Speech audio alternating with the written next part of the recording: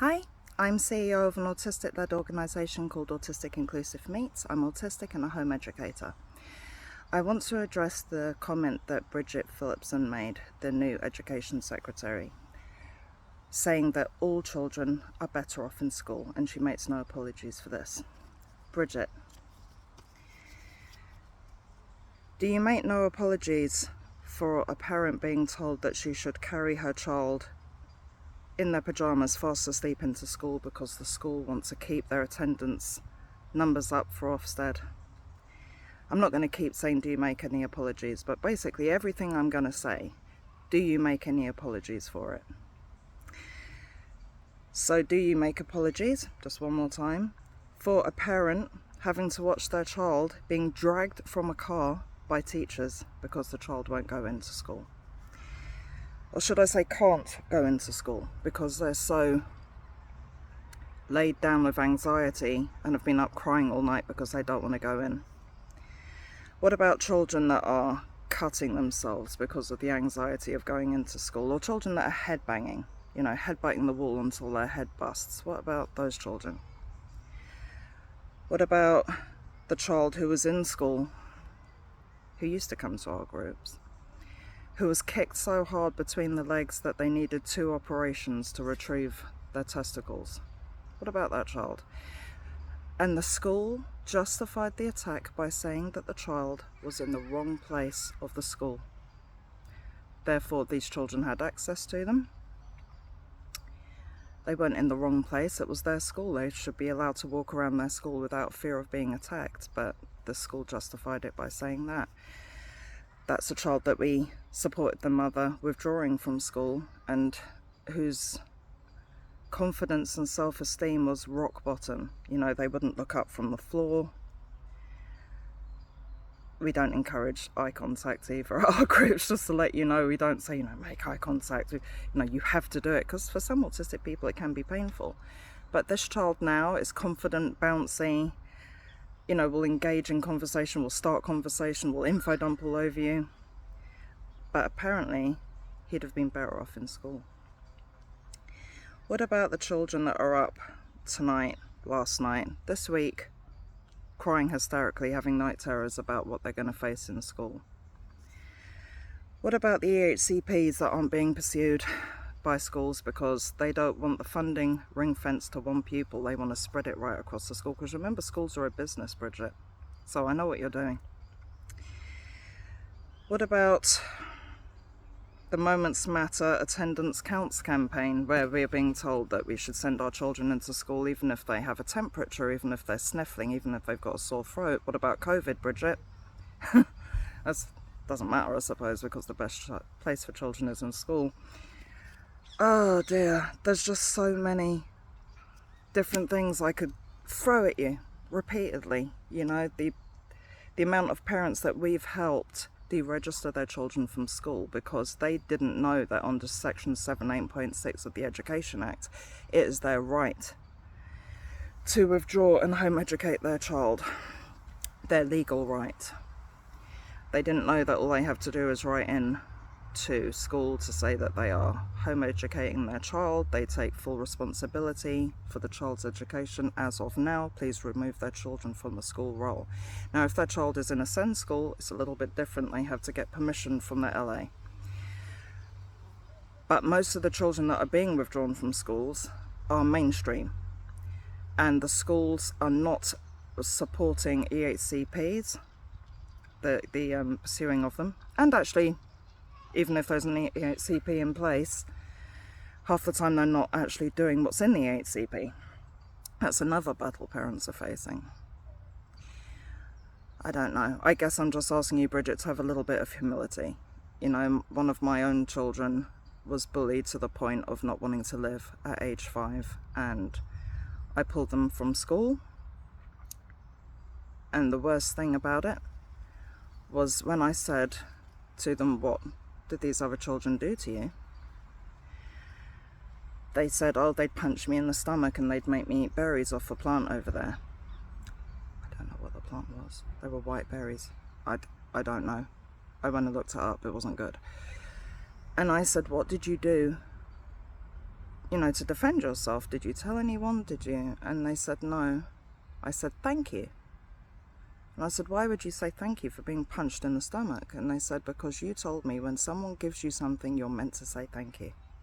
This is how literal autistic children are.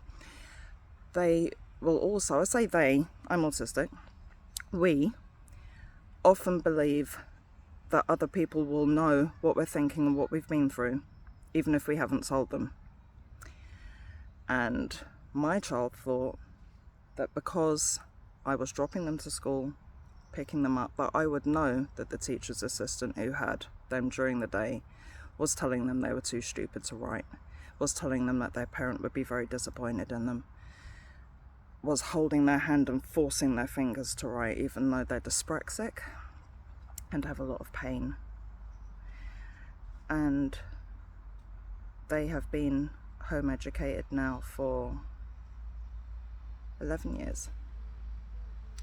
My youngest has never been to school. They are 12 this year. And my others all have mixed experiences of school. 2 couldn't cope at all. 1 was repeatedly restrained, held down until the blood vessels in their face burst. They had prone restraint used on them. But this is the thing, you're not thinking about those children. And this is happening now. There are teachers using restraint on children. The parents haven't signed a consent for these restraints. They haven't been shown what the restraints are. These kids are coming out of school with bruising in between their shoulder blades, which is indicative of prone restraint, which is the same restraint that was used on George Floyd. No child should have to be restrained in school unless they are causing harm to themselves or possible harm to others. But what you've got to ask yourself is, why is that child so distressed in school? What's causing that distress and what's triggering it? This is another thing. We're getting teachers saying, well, we know the child's on the path to assessment, or you think your child's autistic, but we don't see it here. And they're refusing to put any accommodations in because the child's not diagnosed. It's ridiculous. Now, I'm not going to go for all schools because I speak in schools. I go into schools, I speak about sensory issues, mistreatment, home education. So it's a confident school to have me in, okay? And there are good schools out there. There are schools that will go their extra 10 miles for their pupils. There are. But they can't always make, no matter how good a school is, they can't make, unless it's a SEND school and you've got smaller class sizes, but still, they cannot take away the noise, the smells, the changing on people's faces of expressions, the crowding, the different colours of clothes moving, changes if a teacher's sick and another teacher has to come in. They can't change these things. These are just fact. And some children cannot cope with that. That's another thing. Why are we saying, oh, but they're coping so they're okay? They shouldn't be coping, they should be thriving. All right? If someone said, I'm coping in work, you'd think, well, what accommodations are being put in place to help this person? But if a parent says, oh, well, they're coping in school, or the teacher will say, well, he's coping well. No, he should be thriving, you know? They should be inspired and happy to go into school, not rocking in a corner, headbutting, being given detention for picking their fingers. There's another one. For self-regulating and stimming. Yeah. Bridget, come on, rethink what you've said, please, because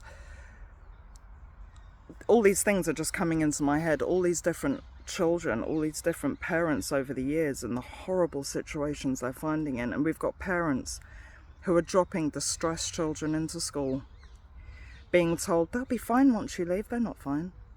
They're not fine. Just because they put a mask on and pretend to be fine, that's called a coping mechanism. You've got fight, flight or fawn. So a lot of these kids will do anything they can to please a teacher.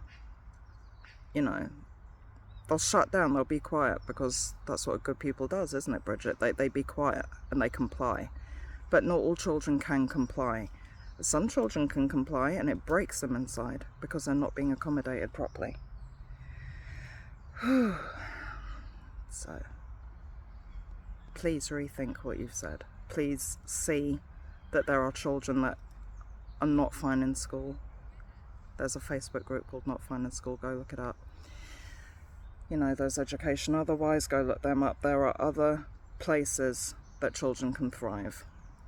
There's a mistaken belief that home-educated children are cut off from the world, that they are not socialised, that, you know, they're in a dark corner somewhere. They're not. They're out playing in parks, they're at home education meets, they're at talks at museums, they're at lectures, they're playing on the beach, they're going for nature rambles, they're looking into the ecosystem, they're reading, you know, they're doing so many different things, and not every child will fit the curriculum at that appropriate age. One of my children is learning disabled. They would learn things at a slower pace. And the beauty of home education is that you can tailor it to fit your child. You know, you can follow their interests.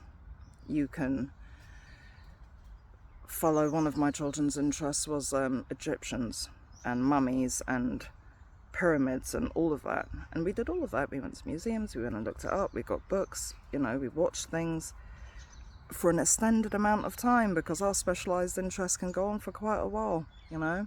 All that time they're learning to read, reference, cross-reference, research independently. You know, there's YouTube, there's so much that's accessible. There's Twinkle, there's the Khan Academy. You know, please don't make out that these children are better off in school, because not every child is. And ideally, it would be wonderful to have schools that are fully inclusive, you know, that you'd be happy and comfortable to take your child to. At the moment, we're supporting a mum called Charlotte. Her son is called Toby. You may have seen it in the news. He was assaulted for 19 minutes on CCTV by a teacher's assistant. The teacher's assistant was allowed to walk free, even though he was seen punching and kicking Toby.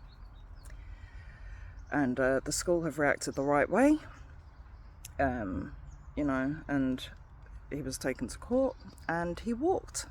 He walked. They let him walk because he'd suffered the actions of his consequences enough, apparently. Toby was 11 when this happened. He's now 13? Yeah, just coming on 13, or just turned 13. Not every child is better off in school. Not every child. So I make no apologies for saying, Bridget, what you've said is bollocks. See you later.